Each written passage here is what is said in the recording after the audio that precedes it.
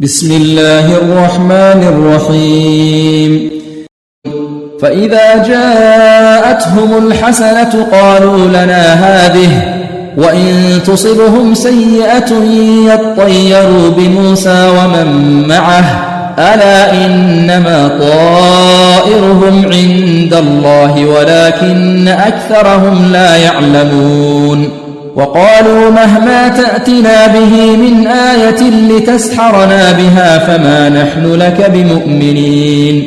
فأرسلنا عليهم الطوفان والجراد والقمل والضفادع والدم آيات مفصلات فاستكبروا وكانوا قوما مجرمين ولما وقع عليهم الرجز قالوا يا موسى ادع لنا ربك بما عهد عندك لئن كشفت عنا الرجز لنؤمنن لك ولنرسلن معك بني إسرائيل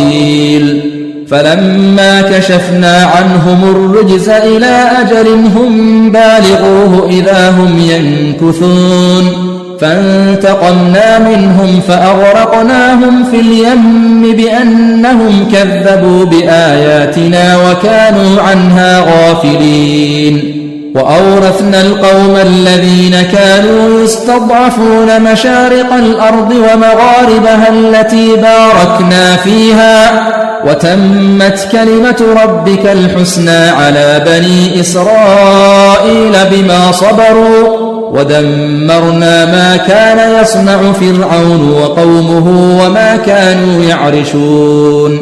وجاوزنا ببني إسرائيل البحر فأتوا على قوم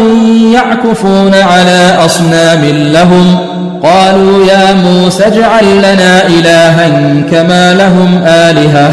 قال إنكم قوم تجهلون إن هؤلاء متبر ما هم فيه وباطل ما كانوا يعملون قال أغير الله أبغيكم إلها قال أغير الله أبغيكم إلها وهو فضلكم على العالمين وإذ أنجيناكم من آل فرعون يسومونكم سوء العذاب يقتلون أبناءكم ويستحيون نساءكم وفي ذلكم بلاء من ربكم عظيم